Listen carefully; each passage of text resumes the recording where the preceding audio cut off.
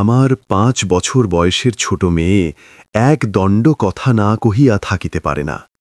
পৃথিবীতে জন্মগ্রহণ করিয়া ভাষা শিক্ষা করিতে সে কেবল ১টি বৎসর কাল ব্যয় করিয়াছিল। তাহার পর হইতে যতক্ষণ সে জাগিয়া থাকে এক মুহূর্ত মৌনভাবে নষ্ট করে না। তাহার মা অনেক সময় ধমক দিয়া তাহার মুখ বন্ধ করিয়া দেয়, কিন্তু আমি তাহা পারি না। মিনি চুপ করিয়া থাকিলে এমন অস্বাভাবিক দেখিতে হয় যে সে আমার বেশিক্ষণ সহ্য হয় না। এই জন্য আমার সঙ্গে তাহার কথোপকথনটা কিছু উৎসাহের সহিত চলে। সকালবেলায় আমার নবেলের ৭৫ পরিচ্ছেদে হাত দিয়াছি, এমন সময় মিনি আসিয়াই আরম্ভ করিয়া দিল। বাবা, রামদয়াল দরওয়ান কাককে কৌয়া বলছিল, সে কিচ্ছু জানে না, না? আমি পৃথিবীতে ভাষার বিভিন্নতা সম্বন্ধে তাহাকে জ্ঞানদান করিতে প্রবৃত্ত হইবার পূর্বেই সে দ্বিতীয় প্রসঙ্গে উপনীত হইল। দেখো বাবা, ভোলা বলছিল আকাশে হাতি সুর দিয়ে জল ফেলে, তাই বৃষ্টি হয়। মা গো, ভোলা এত মিছিমিছি বকতে পারে, কেবলই বকে, দিন রাত বকে। এ সম্বন্ধে আমার মতামতের জন্য কিছুমাত্রা অপেক্ষা না করিয়া হঠাৎ জিজ্ঞাসা করিয়া বসিল, বাবা, মা তোমার কে হয়? মনে মনে কহিলাম শ্যালিকা, মুখে কহিলাম, মিনি তুই ভোলার সঙ্গে খেলা করগে যা, আমার এখন কাজ আছে। সে তখন আমার লিখিবার টেবিলের পার্শ্বে আমার পায়ের কাছে বসিয়া নিজের ২ হাঁটু এবং হাত লইয়া অতি দ্রুত উচ্চারণে আগডুম বাগডুম খেলিতে আরম্ভ করিয়া দিল। আমার ৭৫ পরিচ্ছেদে প্রতাপ সিংহ তখন কাঞ্চনমালাকে হইয়া অন্ধকার রাত্রে কারাগারের উচ্চ বাতায়ন হইতে নিম্নবর্তী নদীর জলে ঝাঁপ দিয়া পড়িতেছেন। আমার ঘর পথের ধারে। হঠাৎ মিনি আগডুম বাগডুম খেলা রাখিয়া জানালার ধারে ছুটিয়া গেল এবং চিৎকার করিয়া ডাকিতে লাগিল, কাবুলিওয়ালা, ও কাবুলিওয়ালা! ময়লা ঢিলা কাপড় পরা, পাগড়ি মাথায়, ঝুলি ঘাড়ে, হাতে গোটা ২-৪ আঙুরের বাক্স এক লম্বা কাবুলিওয়ালা মৃদুমন্দ গমনে পথ দিয়া যাইতেছিল। তাহাকে দেখিয়া আমার কন্যারত্নের কিরূপ ভাবোদয় হইল বলা শক্ত। তাহাকে ঊর্ধ্বশ্বাসে ডাকাডাকি আরম্ভ করিয়া দিল। আমি ভাবিলাম এখনই ঝুলিঘাড়ে একটা আপদ আসিয়া উপস্থিত হবে, আমার ৭৫ পরিচ্ছেদ আর শেষ হবে না। কিন্তু মিনির চিৎকারে যেমনি কাবুলিওয়ালা হাসিয়া মুখ ফিরাইল এবং আমাদের বাড়ির দিকে আসিতে লাগিল, অমনি সে ঊর্ধ্বশ্বাসে অন্তপুরে দৌড় দিল। তাহার আর চিহ্ন দেখিতে পাওয়া গেল না। তাহার মনের মধ্যে একটা অন্ধ বিশ্বাসের মতো ছিল যে ওই ঝুলিটার ভিতর সন্ধান করিলে তাহার মতো ২-৪টে জীবিত মানব সন্তান পাওয়া যাইতে পারে। এদিকে কাবুলিওয়ালা আসিয়া সহাস্যে আমাকে সালাম করিয়া দাঁড়াইল। আমি ভাবিলাম যদিচ প্রতাপ সিংহ এবং কাঞ্চনমালার অবস্থা অত্যন্ত সংকটাপন্ন, তথাপি লোকটাকে ঘরে ডাকিয়া আনিয়া তাহার কাছ হইতে কিছু না কেনাটা ভালো হয় না। কিছু কেনা গেল, তাহার পর ৫টা কথা আসিয়া পড়িল। আবদর রহমান, রুশ, ইংরেজ প্রভৃতিকে লইয়া সীমান্ত রক্ষানীতি সম্বন্ধে গল্প চলিতে লাগিল। অবশেষে উঠিয়া যাইবার সময় সে জিজ্ঞাসা করিল, বাবু, তোমার লড়কি কথায় গেল? আমি মিনির অমূলক ভয় ভাঙাইয়া দিবার অভিপ্রায়ে তাহাকে অন্তপুর হইতে ডাকাইয়া আনিলাম। সে আমার গা ঘেঁষিয়া কাবুলির মুখ এবং ঝুলির দিকে সন্দিগ্ধ নেত্রক্ষেপ করিয়া দাঁড়াইয়া রহিল। কাবুলি ঝুলির মধ্যে হইতে কিশমিশ খোবানি বাহির করিয়া তাহাকে দিতে গেল। সে কিছুতেই লইল না, দ্বিগুণ সন্দেহের সহিত আমার হাঁটুর কাছে সংলগ্ন হইয়া রহিল। প্রথম পরিচয়টা এমনিভাবে গেল। কিছুদিন পরে একদিন সকালবেলায় আবশ্যকবশত বাড়ি হইতে বাহির হইবার সময় দেখি আমার দুহিতাটি দ্বারের সমীপস্থ বেঞ্চির উপর বসিয়া অনর্গল কথা কহিয়া যাইতেছে এবং কাবুলিওয়ালা তাহার পদতলে বসিয়া সহাস্য মুখে শুনিতেছে এবং মধ্যে মধ্যে প্রসঙ্গক্রমে নিজের মতামত দোআঁশলা বাংলায় ব্যক্ত করিতেছে। মিনির পঞ্চবর্ষীয় জীবনের অভিজ্ঞতায় বাবা ছাড়া এমন ধৈর্যবান শ্রোতা সে কখনো পায় নাই। আবার দেখি তাহার ক্ষুদ্র আঁচল বাদাম কিশমিশে পরিপূর্ণ। আমি কাবুলিওয়ালাকে কহিলাম, উহাকে এসব কেন দিয়াছ? অমন আর দিও না। বলিয়া পকেট হইতে একটা আধুলি লইয়া তাহাকে দিলাম। সে অসংকোচে আধুলি গ্রহণ করিয়া ঝুলিতে পুরিল।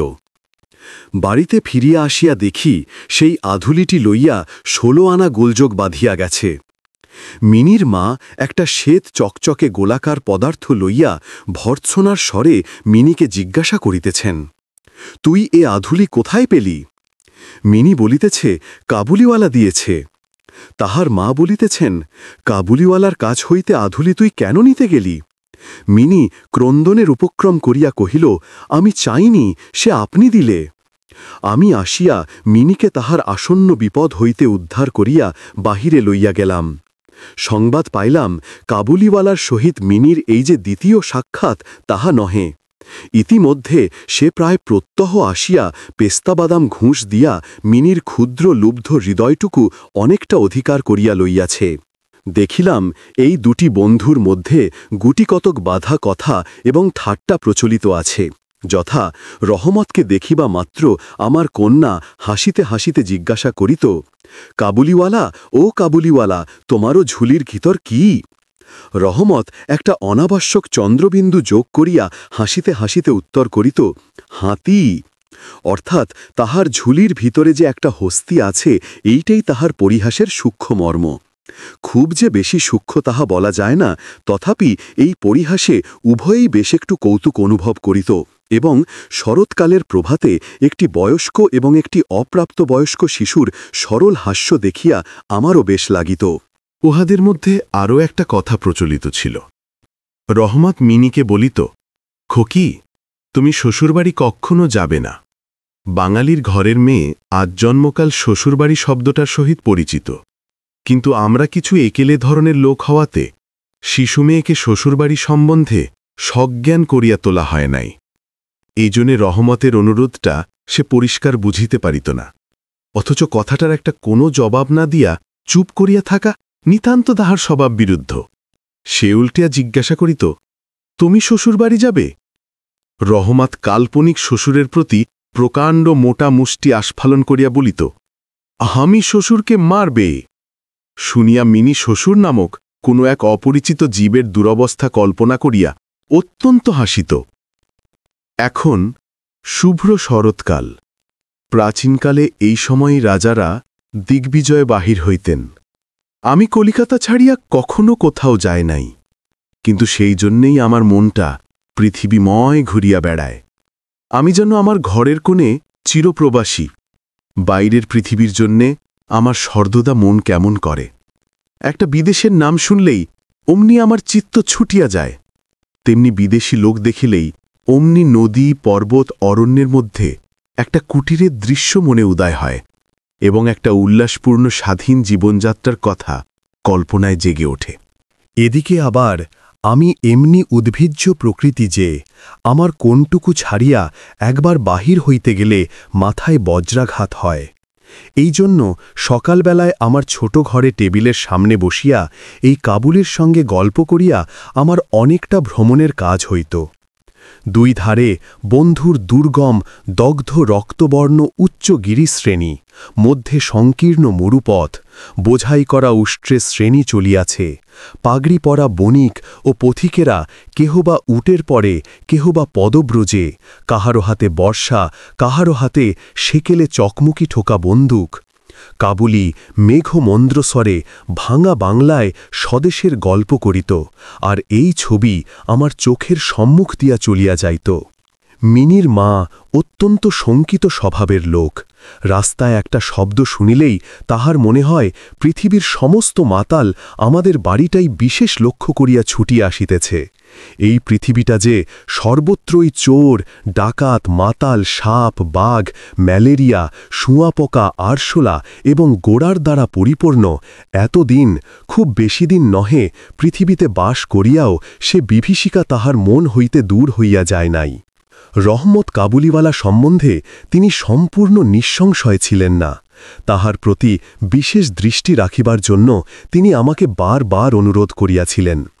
আমি তাহার সন্দেহ হাসিয়া উড়াইয়া দিবার চেষ্টা করিলে তিনি পর্যায়ক্রমে আমাকে গুটি কতক প্রশ্ন করিলেন। কখনো কি কাহারও ছেলে চুরি যায় না? কাবুল দেশে কি দাসব্যবসা প্রচলিত নাই? একজন প্রকাণ্ড কাবুলির পক্ষে একটি ছোট ছেলে চুরি করিয়া লইয়া যাওয়া একেবারেই কি অসম্ভব?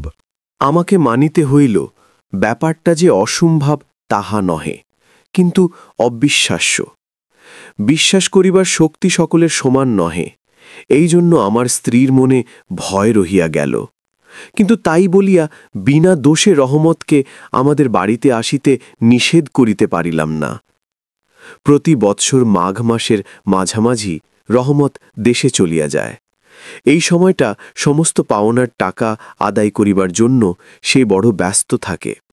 বাড়ি বাড়ি ফিরিতে হয়, কিন্তু তবু একবার মিনিকে দর্শন দিয়ে যায়। দেখিলে বাস্তবিক মনে হয় উভয়ের মধ্যে যেন একটা ষড়যন্ত্র চলিতেছে। সকালে যেদিন আসিতে পারে না, সেদিন দেখি সন্ধ্যার সময় আসিয়াছে। অন্ধকারে ঘরের কোণে সেই ঢিলে ঘালা জামা পায়জামা পরা, সেই ঝোলাঝুলিওয়ালা লম্বা লোকটাকে দেখিলে বাস্তবিক হঠাৎ মনের ভিতরে একটা আশঙ্কা উপস্থিত হয়। কিন্তু যখন দেখি মিনি কাবুলিওয়ালা, ও কাবুলিওয়ালা করিয়া হাসিতে হাসিতে ছুটিয়া আসে এবং দুই অসমবয়সী বন্ধুর মধ্যে পুরাতন সরল পরিহাস চলিতে থাকে, তখন সমস্ত হৃদয় প্রসন্ন হইয়া ওঠে। একদিন সকালে আমার ছোট ঘরে বসিয়া প্রুফশিট সংস্করণ করিতেছি। বিদায় লইবার পূর্বে আজ দিন 2-3 হইতে শীতটা খুব কনকনে হইয়া উঠিয়াছে। চারিদিকে একেবারে হিহিকার পড়িয়া গেছে। জানালা ভেদ করিয়া সকালের রৌদ্রটি টেবিলের নিচে আমার পায়ের উপর আসিয়া পড়িয়াছে। সেই উত্তাপটুকু বেশ মধুর বোধ হইতেছে। বেলা বোধহয় 8টা হইবে। মাথায় গলবন্ধ জড়ানো উষাচরগণ প্রাতভ্রমণ সমাধা করিয়া প্রায় সকলে ঘরে ফিরিয়া আসিয়াছে। এমন সময় রাস্তায় ভারী একটা গোল শোনা গেল। চাহিয়া দেখি আমাদের রহমতকে 2 পাহারাওয়ালা বাঁধিয়া লইয়া আসিতেছে। তাহার পশ্চাতে কৌতূহলী ছেলের দল চলিতেছে। রহমতের গাত্রবস্ত্রে রক্তচিহ্ন এবং একজন পাহারাওয়ালার হাতে রক্তাক্ত ছোরা। আমি দ্বারের বাহিরে গিয়ে পাহারাওয়ালাকে দাঁড় করাইলুম। জিজ্ঞাসা করিলাম ব্যাপারটা কি। কিয়দংশ তাহার কাছে, কিয়দংশ রহমতের কাছে শুনিয়া জানিলাম যে আমাদের প্রতিবেশী একজন লোক রামপুরীর চাদরের জন্য রহমতের কাছে কিঞ্চিপ ধারিত। মিথ্যাপূর্বক সেই দেনা সে অস্বীকার করে এবং তাহাই লইয়া বচসা করিতে করিতে রহমত তাহাকে এক ছুরি বসিয়া দিয়াছে। রহমত সেই মিথ্যাবাদীর উদ্দেশ্যে নানারূপ অশ্রাব্য গালি দিতেছে। এমন সময় কাবুলিওয়ালা, ও কাবুলিওয়ালা করিয়া ডাকিতে ডাকিতে মিনি ঘর হইতে বাহির হইয়া আসিল। রহমতের মুখ মুহূর্তের মধ্যে কৌতুক হাস্যে প্রফুল্ল হইয়া উঠিল। তাহার স্কন্ধে আজ ঝুলি ছিল না, সুতরাং ঝুলি সম্বন্ধে তাহাদের অভ্যস্ত আলোচনা হইতে পারিল না। মিনি একেবারেই তাহাকে জিজ্ঞাসা করিল, তুমি শ্বশুরবাড়ি যাবে? রহমত হাসিয়া কহিল, সেখানেই যাচ্ছে। দেখিল উত্তরটা মিনির হাস্যজনক হইল না, তখন হাত দেখাইয়া বলিল, শ্বশুরাকে মারিতাম, কিন্তু কি করিব, হাত বাঁধা। সাংঘাতিক আঘাত করা অপরাধে কয়েক বছর রহমতের কারাদণ্ড হইল। তাহার কথা এক প্রকার ভুলিয়া গেলাম। আমরা যখন ঘরে বসিয়া চিরাভস্তমত নিত্য কাজের মধ্যে দিনের পর দিন কাটাইতাম, তখন একজন স্বাধীন পর্বতচারী পুরুষ কারাপ্রাচীরের মধ্যে যে কেমন করিয়া বর্ষযাপন করিতেছে তাহা আমাদের মনে উদয় হইত না। আর চঞ্চল হৃদয়া মিনির আচরণ যে অত্যন্ত লজ্জাজনক তাহা তাহার বাপকেও স্বীকার করিতে হয়। সে স্বচ্ছন্দে তাহার পুরাতন বন্ধুকে বিস্মৃত হইয়া প্রথমে নবী সহিসের সহিত সখ্য স্থাপন করিল। পরে ক্রমে যত তাহার বয়স বাড়িয়া উঠিতে লাগিল, ততই সখার পরিবর্তে একটি একটি করিয়া সখী জুটিতে লাগিল। এমনকি এখন তাহার বাবার লিখিবার ঘরেও তাহাকে আর দেখিতে পাওয়া যায় না। আমি তো তাহার সহিত এক প্রকার আড়ি করিয়াছি। কত বছর কাটিয়া গেল, আর একটি শরৎকাল আসিয়াছে। আমার মিনির বিবাহের সম্বন্ধ স্থির হইয়াছে। পূজার ছুটির মধ্যেই তাহার বিবাহ হইবে। কৈলাসবাসিনীর সঙ্গে সঙ্গে আমার ঘরের আনন্দময়ী পিতৃভবন অন্ধকার করিয়া পতিগৃহে যাত্রা করিবে। প্রভাতটি অতি সুন্দর হইয়া উদয় হইয়াছে। বর্ষার পরে এই শরতের নূতন ধৌত রুদ্র যেন সেহাগায় গলানো নির্মল সোনার মতো রং ধরিয়াছে। কলিকাতার গলির ভিতরকার ইষ্টক জর্জর অপরিচ্ছন্ন ঘেঁষাঘেঁষি বাড়িগুলির ওপরেও এই রৌদ্রের আভা একটি অপরূপ লাবণ্য বিস্তার করিয়াছে। আমার ঘরে আজ রাত্রি শেষ হইতে না হইতে সানাই বাজিতেছে। সে বাঁশি যেন আমার বুকের পঞ্জরের হাড়ের মধ্য হইতে কাঁদিয়া কাঁদিয়া বাজিয়া উঠিতেছে। করুণ ভৈরবী রাগিণীতে আমার আসন্ন বিচ্ছেদ ব্যথাকে শরতের রৌদ্রের সহিত সমস্ত বিশ্ব জগৎমর ব্যাপ্ত করিয়া দিতেছে। আজ আমার মিনির বিবাহ। সকাল হইতে ভারী গোলমাল, লোকজনের আনাগোনা, উঠানে বাঁশ বেঁধেয়া পাল খাটানো হইতেছে। বাড়ির ঘরে ঘরে এবং বারান্দায় ঝাড় টাঙাইবার ঠুংঠাং শব্দ উঠিতেছে। হাঁক ডাকের সীমা নাই। আমি আমার লিখিবার ঘরে বসিয়া হিসাব দেখিতেছি। এমন সময় রহমত আসিয়া সালাম করিয়া দাঁড়াইল। আমি প্রথমে তাহাকে চিনিতে পারিলাম না। তাহার সে ঝুলি নাই, তাহার সে লম্বা চুল নাই, তাহার শরীরে পূর্বের মতো সে তেজ নাই। অবশেষে তাহার হাসি দেখিয়া তাহাকে চিনিলাম। কহিলাম, কি রে রহমত, কবে আসিলি? সে কহিল, কাল সন্ধ্যাবেলা জেল হইতে খালাস পাইয়াছি। কথাটা শুনিয়া কেমন কানে খট করিয়া উঠিল। কোনো খুনিকে কখনো প্রত্যক্ষ দেখি নাই। ইহাকে দেখিয়া সমস্ত অন্তঃকরণ যেন সংকুচিত হইয়া গেল। আমার ইচ্ছা করিতে লাগিল, আজিকার এই শুভদিনে এ লোকটা এখান হইতে গেলেই ভালো হয়। আমি তাহাকে কহিলাম, আজ আমাদের বাড়িতে একটা কাজ আছে, আমি কিছু ব্যস্ত আছি, তুমি আজ যাও। কথাটা শুনিয়াই সে তৎক্ষণাৎ চলিয়া যাইতে উদ্যত হইল। অবশেষে দরজার কাছে গিয়া একটু ইতস্তত করিয়া কহিল, খোকিকে একবার দেখিতে পাইব না? তাহার মনে বুঝি বিশ্বাস ছিল মিনি সেইভাবেই আছে। সে যেন মনে করিয়াছিল মিনি আবার সেই পূর্বের মতো কাবুলিওয়ালা ও কাবুলিওয়ালা করিয়া ছুটিয়া আসিবে। তাহাদের সেই অত্যন্ত কৌতুকাভ পুরাতন হাস্যালাপের কোনরূপ ব্যত্যয় হইবে না। এমনকি পূর্ব বন্ধুত্ব স্মরণ করিয়া সে এক বাক্স আঙুর এবং কাগজের মোড়কে কিঞ্চিত কিসমিস বাদাম বোধ করি কোনো স্বদেশীয় বন্ধুর নিকট হইতে চাহিয়া চিন্তিয়া সংগ্রহ করিয়া আনিয়াছিল। তাহার সে নিজের ঝুলিটি আর ছিল না। আমি কহিলাম, আজ বাড়িতে কাজ আছে, আজ আর কাহারও সহিত দেখা হইতে পারিবে না। সে যেন কিছু ক্ষুণ্ণ হইল। স্তব্ধভাবে দাঁড়াইয়া একবার স্থির দৃষ্টিতে আমার মুখের দিকে চাহিল, তারপরে বাবু সালাম বলিয়া দ্বারের বালির হইয়া গেল। আমার মনে কেমন একটু ব্যথা বোধ হইল। মনে করিতেছি তাহাকে ফিরিয়া ডাকিব, এমন সময় দেখি সে আপনি ফিরিয়া আসিতেছে। কাছে আসিয়া কহিল, এই আঙুর এবং কিঞ্চিত কিশমিশ বাদাম খোকির জন্য আনিয়াছিলাম, তাহাকে দিবেন। আমি সেগুলি লইয়া দাম দিতে উদ্যত হইলে সে হঠাৎ আমার হাত চাপিয়া ধরিল, কহিল, আপনার বহুত দয়া, আমার চিরকাল স্মরণ থাকিবে, আমাকে পয়সা দিবেন না? বাবু, তোমার যেমন একটি লড়কি আছে, তেমনি দেশে আমারও একটি লড়কি আছে। আমি তাহারই মুখখানি স্মরণ করিয়া তোমার খোকির জন্য কিছু কিছু মেওয়া হাতে লইয়া আসি, আমি তো সওদা করিতে আসি না। এই বলিয়া সে আপনার মস্ত ঢিলা জামাটার ভিতর হাত চালাইয়া দিয়া বুকের কাছে কোথা হইতে এক টুকরা ময়লা কাগজ বাহির করিল। বহু সযত্নে ভাঁজ খুলিয়া দুই হস্তে আমার টেবিলের উপর মেলিয়া ধরিল। দেখিলাম কাগজের ওপর একটি ছোট হাতের ছাপ।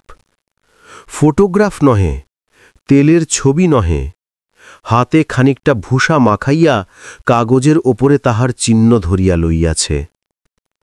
কন্যার এই স্মরণ চিহ্নটুকু বুকের কাছে লইয়া রহমত প্রতি বৎসর কলিকাতার রাস্তায় মেওয়া বেচিতে আসে, যেন সেই সুকোমল ক্ষুদ্র হস্তটুকুর স্পর্শখানি তাহার বিরাট বিরোহী বক্ষের মধ্যে সুধা সঞ্চয় করিয়া রাখে। দেখিয়া আমার চোখ ছলছল করিয়া উঠিল। তখন সে যে একজন কাবুলি মেওয়াওয়ালা আর আমি যে একজন বাঙালি সম্ভ্রান্ত বংশজীয়, তাহা ভুলিয়া গেলাম। তখন বুঝিতে পারিলাম সেও যে আমিও সেও পিতা, আমিও পিতা। তাহার পর্বত গৃহবাসিনী ক্ষুদ্র পার্বতীর সেই হস্তচিহ্ন আমারই মিনিকে স্মরণ করাইয়া দিল। আমি তৎক্ষণাৎ তাহাকে অন্তঃপুর হইতে ডাকাইয়া পাঠাইলাম। অন্তঃপুরে ইতে অনেক আপত্তি উঠিয়াছিল, কিন্তু আমি কিছুতে কর্ণপাত করিলাম না। রাঙা চেলি পড়া, কপালে চন্দন আঁকা বধূবেশিনী মিনি সলজ্জভাবে আমার কাছে আসিয়া দাঁড়াইল। তাহাকে দেখিয়া কাবুলিওয়ালা প্রথমটা থতমত খাইয়া গেল, তাহাদের পুরাতন আলাপ জমাইতে পারিল না। অবশেষে হাসিয়া কহিল, খোকি, তুমি শ্বশুরবাড়ি যাবিস? মিনি এখন শ্বশুরবাড়ির অর্থ বোঝে। এখন আর সে পূর্বের মতো উত্তর দিতে পারিল না। রহমতের প্রশ্ন শুনিয়া লজ্জায় আরক্ত হইয়া মুখ ফিরাইয়া দাঁড়াইল। কাবুলিওয়ালার সহিত মিনির যেদিন প্রথম সাক্ষাৎ হইয়াছিল, আমার সেই দিনের কথা মনে পড়িল। মনটা কেমন ব্যথিত হইয়া উঠিল। মিনি চলিয়া গেলে একটা গভীর দীর্ঘ নিঃশ্বাস ফেলিয়া রহমত মাটিতে বসিয়া পড়িল। সে হঠাৎ স্পষ্ট বুঝিতে পারিল, তাহারও মেয়েটিও ইতিমধ্যে এইরূপ বড় হইয়াছে। তাহার সঙ্গেও আবার নূতন আলাপ করিতে হইবে। তাহাকে ঠিক পূর্বের মতো তেমনটি আর পাইবে না। এ ৮ বৎসরে তাহার কি হইয়াছে তাই বা কে জানে। সকালবেলায় শরতের স্নিগ্ধ রৌদ্রকিরণের মধ্যে সানাই বাজিতে লাগিল। রহমত কলিকাতার এক গলির ভিতরে বসিয়া আফগানিস্তানের এক মরু পর্বতের দৃশ্য দেখিতে লাগিল। আমি একখানি নোট লইয়া তাহাকে দিলাম। বলিলাম, রহমত, তুমি দেশে তোমার মেয়ের কাছে ফিরিয়া যাও। তোমাদের মিলন সুখে আমার মিনির কল্যাণ হোক। এই টাকাটা দান করিয়া হিসেব হইতে উৎসব সমারোহের ২-১টা অঙ্গ ছাঁটিনা দিতে হইল। যেমন মনে করিয়াছিলাম তেমন করিয়া ইলেকট্রিক আলো জ্বালাইতে পারিলাম না। গড়ের বাদ্য আসিল না। অন্তঃপুরে মেয়েরা অত্যন্ত অসন্তোষ প্রকাশ করিতে লাগিলেন। কিন্তু মঙ্গল আলোকে আমার শুভ উৎসব উজ্জ্বল হইয়া উঠিল।